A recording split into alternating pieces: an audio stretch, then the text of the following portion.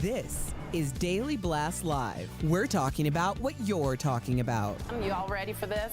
This is a sham. No. Y'all, just stop. Get real. Great running, Jure. Hello, everybody. Welcome to DBL Jeffries in light colors. We got Erica back. We got a sharp-looking Professor Al. Yes. In college, Professor Al. You look like a little professor. Thank you. And I'm your college. That's bad. Sounds like. That sounds like a setup to a What'd you say? There's some pictures floating around from you and Carlton from the Fresh Prince. Yes, those are coming. It's not good. Oh my gosh. It's a little. Oh my God, It really does look. Courtesy of Peter. Yeah, that's right. All right, welcome to DBL again. It's not just America. Let's talk about this because we always do. That is divided along political lines. It turns out so are a lot of couples. Okay, so it's estimated that as many as 30% of adults are in relationships with people who do not agree with their politics. And according to a new study, one of the biggest disagreements was where to get their news, other than DBL. Is that right? Do you tune in to watch the news on CNN? On Fox News? How do you agree with what news you are going to consume in your family, or do you do it separately? This study found that some couples came up with rules, like one got to pick the news in the morning, the other got to pick it in the evening. But what do you do? Think of this. What do we do with this, and how do couples negotiate situations like this? First off, are you guys surprised by the number, 30%, Erica? No, 30% seems pretty spot on. Okay. Think about why people become couples to begin with. There's so many different factors, and sometimes those factors don't include ideologies such as politics. Right. Sometimes it's lust. Everything else, and then when it becomes something political, it's kind of a shock to the system. Fair. Because it's not what's driving their relationship. I think it's interesting. Both my parents as well as my husband's parents have on the news all day, every day, and they don't argue about political things. I think the ideology is pretty shared. How it's discussed may be different in some aspects, but I would say that they're pretty much on the same page, and that's across the board, even when it's coming from like Canada versus, that's kind of like the conversation, especially with Anthony's family, is like Canadian politics versus American US politics. Yeah. That's actually really interesting. Yeah. I like to hear that. I think, Erica, you said something that really threw me off what I was going to say, in that, you're talking about how they view politics, but I feel like politics is something that has happened to us in the last 4 or 5, 8 years. I mean, basically when Trump, Obama as well, but Trump has made it so that everything is so political. You might have been like, hey, I'm with my partner Jordan or my partner Anthony, and we have this life up until the news is divisive, and you need to hear, what does Anthony think about kids at the border? What does Jordan think about what we're going to do in Gaza? All these things that, like, we were just kicking it, playing pool on Tuesdays and going out on Friday nights. And now your relationship has changed because you're like, I can't believe he said that about the children at the border. I can't believe she said that about Gaza. So I think it's happened, and I think a lot of people have had to kind of reevaluate, Jeff, who they're married to. Yeah, growing up, my parents might have their political issues, or not, I shouldn't even say issues. They had their political preferences. Right. I didn't even know what they were. It's become so extreme that you can't even have a conversation in households or on the street or on a television show or anywhere in a grocery store. I didn't know what they were. I didn't know what a Democrat was. I didn't know what a Republican was.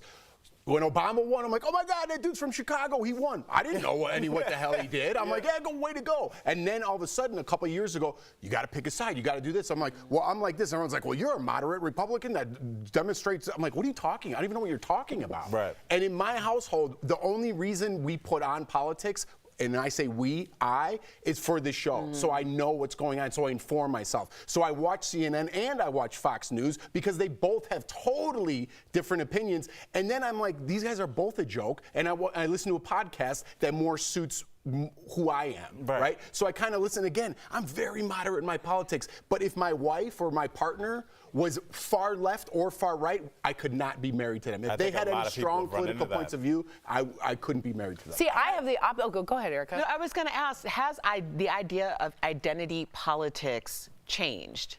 Because isn't that what we're describing right now? Yeah. Like, I mean, when you say a few years ago, I think of BLM. Right. Like being in an interracial marriage, and what do these things mean to you? Right. Or, yeah, where it's inherently who you are and who our family is going to be. Right. And I think that changed the conversation for a lot of people who had never had those conversations before. I think you're right. And I think, Al, you hit something for me, at least. In 2016, when Trump came on board, some of the things that he said and did to me were such an aberration from the normal politics. Like, they used to be boring. I was known as a nerd because no one knew, like, the filibuster. Past tense. Yeah, I still am a nerd, but still.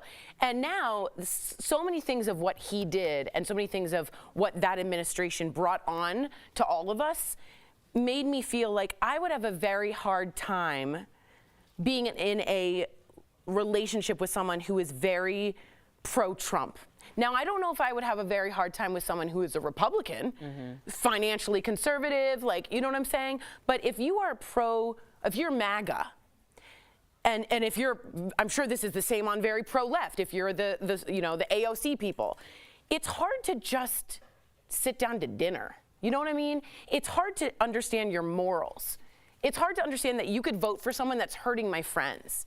That's hard. People don't differentiate that way. Right. If you're from the left and you're viewing a right person, you're Trump Republican. There is no. You don't think there's a Republican group scale. and a Trump group? Not for far left people. Absolutely not. There is not. There's no grace. There's no sliding scale. If you're voting Republican, and I've watched it over the last 8 years, I've watched it develop, and I have this point of view because I didn't know what Republicans and Democrats were before we started this show. I'm being perfectly honest. Naive. I didn't know. I didn't care. And watching it emerge from this show, I see you cannot have a right stance on anything, otherwise you are labeled all right. Just like me. Right. Every day I get messages, this guy's a Trumper, he's all right, whatever it is. Right. People have no idea how to differentiate the sliding scale in politics. And that's why I just take it out of my life. Right. So none of us are for fundamentalism, is I guess what we're saying. You know, hard for extremes.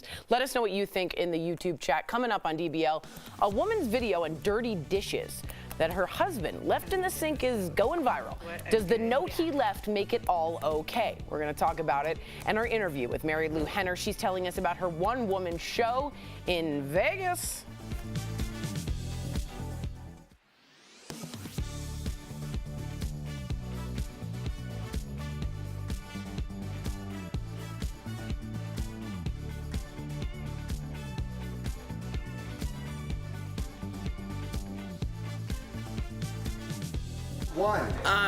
Yeah, I really like this conversation because I do think that we're all guilty of listening to the social media realm because we believe that that's indicative of what the world is. But realistically, when we're talking about, it's such a small minority of people, even though it appears that most people are on social media kind of dictating what the feelings are. I brought up identity politics because what I found, especially in 2020, was at the height of the social justice movement, there were a lot of people who were in situations like myself who had either interracial, interfaith, different countries having to identify their keys to survival and having those conversations with their partners that they may not have expressly had. And that was the demise of a lot of relationships and marriages, because once you have that conversation, you can't unring that bell. You can't go back after that. Right. I was literally going to use the phrase, can't unring that bell. Right. Is that what you were saying? Yeah, really? I swear Is that Erica right? said yes. Yeah, you can't undo that Erica, I think the other side of the coin is what you brought up, is that how many people are capable of having that conversation? Because when somebody disagrees with you, it takes practice to have a conversation like, oh, you disagree, well, let me clarify my point, rather than taking it so personally. You think I would, and it's hard for people to even have the conversation. Have a dance, not have a war. Yes, even if they are ideologically even pretty close. If I said the economy was pretty good when Trump was president, what's the conclusion everyone jumps to? That's all I said in a conversation. Oh, the economy was pretty good 4 years ago. Whatever.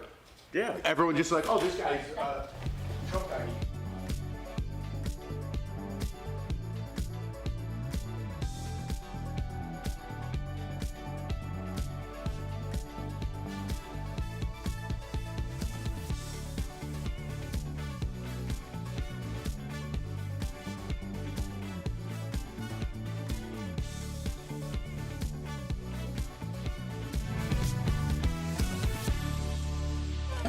Welcome back to DBL. How would you feel if you woke up to a big pile of dishes in the sink and none of it was from you? Well, one woman is going viral for her reaction to this scenario, which was all made better by a 3-word note, or was it? Take a look. My husband had people over for like a big game last night, and I look at all these dishes in the sink, and then I get this note. What a good guy. But see, the thing is, just because he left me the note makes me want to tackle it, right? I have morning energy, it's fine, but I just love that he acknowledges that he left a mess in the sink, and don't worry, he'll take responsibility for it. But anyways, we've come so far. Really? So halfway. A lot of guys are like, does she have a sister? And a lot of women are like, wake up, lady. So what do you think of this? Is a note like that good enough to leave a mess? Or do you think he knew she'd wake up and want to clean up? That's look, if you like it, I love it. If she's happy with that, if that's progress, that's great. But I mean, acknowledging that you made a mess, it'd be like, if I leave the parking lot and slam into the back of your car, Erica, and I just leave a note, hey, I did this, and drive off. Well, yeah, the problem is still there. And that's the issue. If we're together, we're in a partnership for this house, for this life, for our finances, our kids. It's not acknowledging that, we need to save more money. No, we need to start taking active steps, whether it's our money or the dishes. Did not see this conversation going this way, but I have no issue with this at all. With the note? Yeah. He acknowledged that he left the note, or left the mess, that he intended on cleaning. But she can't use the sink. Well, no, but also maybe she's done that before, or in some other way. Maybe she ran out of the house and the bathroom and she left that many shared. dishes when she was running out of the house? No, maybe she ran out of the house and that she was late for work, and the bathroom that they shared has all of her stuff around it. And she's saying, hey, when I get back, I'm going to take care of this. These things happen. I think to jump to the conclusion that it's so that she would absolutely clean it is really more reflective of what's happening in your own home than it is what's happening in theirs. You didn't get the impression that sorry. she's going to clean that? She may or she may not have. She said she was going to. Okay, then that's their relationship. But to say that makes progress makes me question what progress. It might be progress because she specifically said, I don't appreciate you leaving the dishes dirty all over the place, and expecting me to clean it. And he's saying, hey, I organized it as much as I could in this moment, acknowledging what you needed. Okay. And I will come back and I will clean it. Now she has a choice. She can either leave it and go about her business and see if it's clean, and then she can have an attitude. Jeff, I want to hear from you. No, why does she have a choice? She shouldn't have a choice because there shouldn't be any dishes there. He had a choice, every single time to do the dishes. You do something. Every single time you clean up behind yourself, I don't like to wake up to a dirty kitchen. I'm dead serious. Then that's your preference, but clearly that's not a deal breaker. But they share a communal living space. Sure. Yes. Sure. It's like I woke up on New Year's Day. We had 8 people over the night before. The house looked like a crack den. I didn't know how else to explain it. It did. And my husband, I came downstairs, I slept in, he got up 3 hours before me, and when I came downstairs, I was secretly hoping that he had cleaned it. He was laying on that couch, he had not picked up a finger. There was literally cups on the floor. And I looked around and I didn't say anything. I just took the next hour and a half and I cleaned it. You want to know why? Because there's been so many times where I have overslept and he has cleaned it before I woke up. Yes, so I didn't say anything about that because it's a give and take. Well, if every day in your house is New Year's Day, that makes sense. Okay, is it? Jeff, what do you think? Right, I think that's a one-case scenario. It seems like this man, from what I'm getting from the little information we have, is that he kind of makes messes all the time, right? For me, what's the note for? Were you working your double shift and you just got back from driving an Uber till 3 in the morning and I'll do it in the morning? I doubt it. That's what I doubt. Have a little sense of accomplishment. Finish those dishes. I don't like to go to bed, neither does my wife, which is great, with a dirty house. If we have a party, I don't care if I'm blacked out. I'm scrubbing dishes. Blacked out from being sleepy. Yeah. Oh, blacked out from taking care of the kids all day. Yeah. Very tired. You're very tired. Very tired. The kids chasing them all day. So If it was New Year's Eve, yeah, maybe have some dishes once in a while. But if it's an ongoing problem and your answer to my problem with you being messy is, I got this, and you just put them in a pile, no go for me. No go. Finish the job. Finish have the a job. sense of accomplishment. Interesting. It looks like Aubrey Plaza's dress, doesn't it? A little post-it. We'll be right back. What?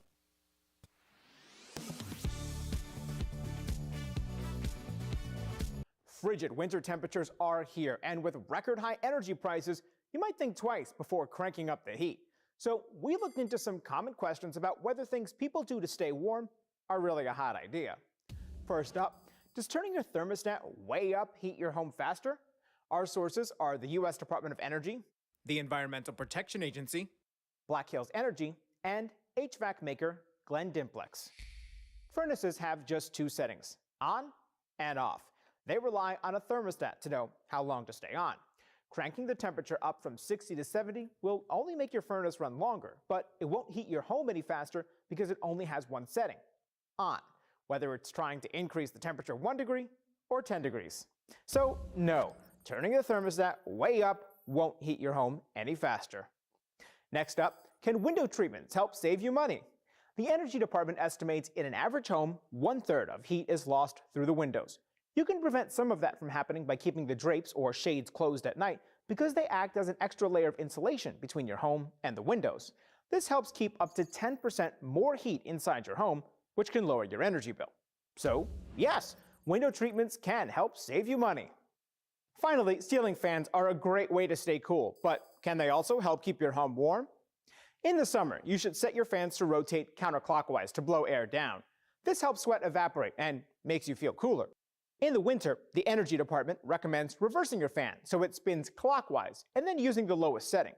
This pulls up the cool air and displaces warm air that's near the ceiling. So, yes, ceiling fans can help keep your home warm.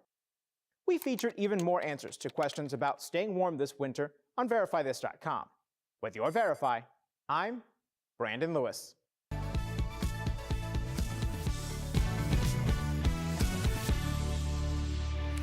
Welcome back. She is part of our DBL family and an icon for her role in Taxi. Earlier, we spoke with Mary Lou Henner about the Emmys, her Las Vegas show, and her philosophy for the new year. Check it out. Mary Lou Henner, welcome back. Yes. Yay, guys, I missed you all so much. Oh my gosh, miss you. Down all the time. I have your blanket, all the Good. full service. Yes. I love it. All right, Mary Lou. So last night there were a ton of mini reunions at the Emmys, including your old co-star Danny DeVito, who was there with the Always Sunny in Philadelphia cast. And during his appearance, he actually gave a shout out to Taxi's award success. So what did you think of that particular moment? I thought, where were we? Why weren't we on the know.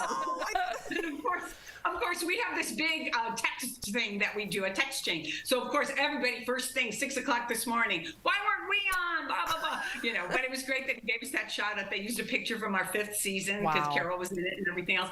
And, you know, I mean, we see each other all the time. We've done 19 Zooms since the pandemic started. And we've all spent so much time. I just spent 2 months in New York doing a play. They all came to see my show. We all Danny's show. They all came to my show when I did it in Los Angeles last. So we're very, very current with each other. And we did a big reunion on the View as well. So maybe they wanted to. That's true friends. You're right. I would have loved to see you last night, like the setting and the taxi in the office. It would have been great. It would have been very nostalgic. I know my parents. We all still look so good. Yeah, so, you guys look great. Yep. So Mary Lou, switching gears here, we hear that you decided to work on a different body part every single year. What are you working on in 2024?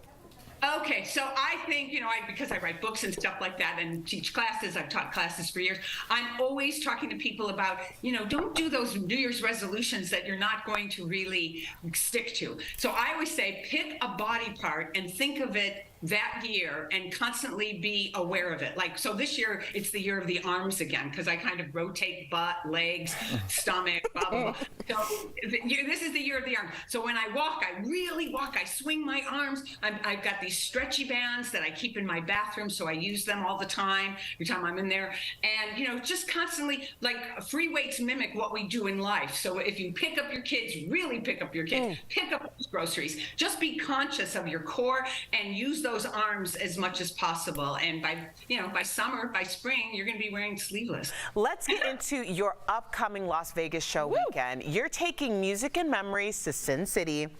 So what can audiences expect from this rendition? Well, they're going to sort of take a musical journey through my life and a lot of like funny things that have happened to me. Plus, I have a fishbowl in the audience or in the lobby, and people can put a date in. And at different times during the show, I'll pull out the date and tell them what day of the week it was, what I was doing, what song was popular, and I'll sing a couple bars of the song. So it's kind of like my Oprah moment. And I do a whole tribute to Taxi and show a montage of that. I talk about Dancing with the Stars and do a montage of all the wounds that I had and all the taped ribs and everything else. I do something about my kids, do something about my memory. And, but I sing some standards as well. But everything's kind of connected to some kind of special story. So I love doing it. And I've never had a bad time in Vegas. I was there years ago doing Chicago, and my kids were little at the time, and they had a blast. So I've shot movies in Vegas. I've always had a great time. Now, it's not just you that is a star in the family, because, your whole family, your sons, Nick and Joe, are up to some pretty amazing things. How about you tell us what these two young men are doing? Okay, since I saw you guys last, well, Nick, he won an award at Sundance last year. They called him an actor's director. He's responsible for co-writing, co-directing, co-editing the movie Theater Camp. Which is a blast. It is so much fun. He's done so well from it. I can't tell you, he never had an agent or a manager, and all of a sudden people wanted him. He's involved in like 4 projects already. So he is well on his way. And Joey is still once in a while playing bridge with women that pay him money to play with them. So he wrote a script called Bridge Gigolo, which has a lot of traction. That's amazing. But Joey, you got to hear this story. This is so crazy. So 2 years ago for the Olympics, he did these videos. Maybe I'm not supposed to tell the story, but they're already used to their mother embarrassing herself. So he did these videos, and he got a cease and desist saying, you can't use our logo or our footage. But then this year, they wanted somebody who did videos like that, so they hired him. Wow. They hired so he's working for NBC for the Olympics, which is such a perfect thing for him because he's funny, he loves sports, and he's very mathy. DBL Nation, if you want to see Mary Lou's Music and Memories in Vegas on January 20th, tickets are available at thesmithcenter.com. Again, so great seeing you. Bye, Mary Lou. I love you all so much. You might love Bert and Chris and everybody. Okay. We'll Come be right back soon. Bye.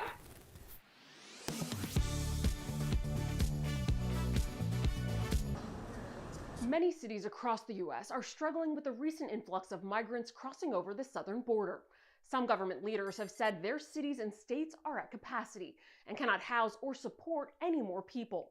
A post on X, viewed more than 32 million times, says 6 months ago, Massachusetts began to ask residents to host migrants in their homes and properties. Soon, it will be mandatory. Verify reader David sent us the post and asked us to fact check it. So let's verify using these sources. The viral tweet included a clip from an August 2023 press conference where Massachusetts Lieutenant Governor Kim Driscoll addressed a state of emergency declared because of the large influx of migrants entering her state. If you have an extra room or suite in your home, please consider hosting a family. Safe housing and shelter is our most pressing need. That state of emergency remains in effect. However, Driscoll was just encouraging residents to help. The state's governor, Maura Healey, never issued an executive order requiring private citizens to house migrants. We also checked the official Massachusetts legislative database and found there is no requirement or proposed bill that would make this mandatory. So we can verify Massachusetts is not proposing a requirement that residents host migrants in their homes. With your Verify, I'm Ariante Till.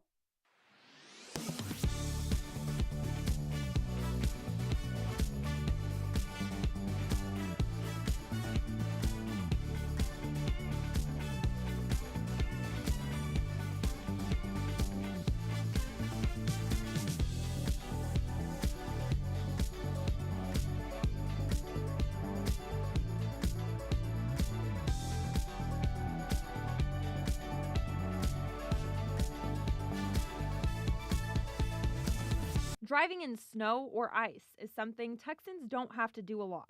We see multiple crashes when just a little bit of ice, gets just below freezing, a little bit of precipitation hits the roadway, it gets pretty bad around here. That's why 6 News viewer Don Venata reached out, asking about ways to make your trip safer with the feature Lane Assist. So let's verify, should you turn your lane assist on or off in icy road conditions?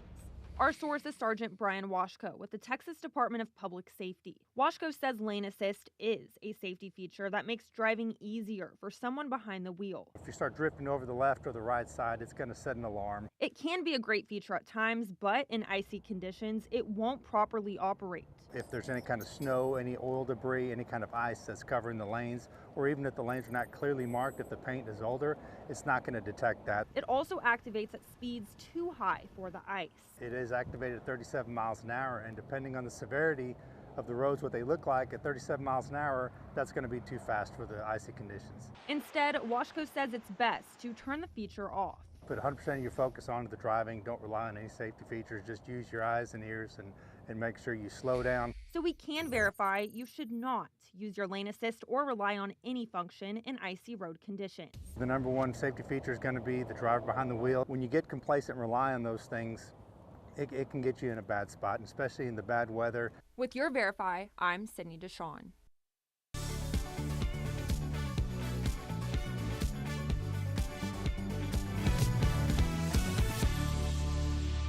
Welcome back. This country is seeing record cold all over the place, which can really destroy a house if your pipes freeze. So do you do anything around your home when the temperatures drop below 0? Any one of you guys do that? I do. This is the second year I've done it. I cover the pipes outside with a trash bag and then tape it. And then I learned this. I've been in apartments my whole life. You turn the faucets on that you don't use just to a small drip so they don't freeze. And then if you have any faucets on the interior, you open the door where they are, like under the sink or to get the heat in the laundry I room, learned yes. that too just now. Open the cupboards so if they're covering the pipes, so you can get heat towards them. Right. Yeah. Interesting. What do you guys do? Erica's like, I've never heard this. I know. No, I have heard that when it gets really, really cold. And it was below 0 here a couple days. Yeah. So It's -9 2 nights ago.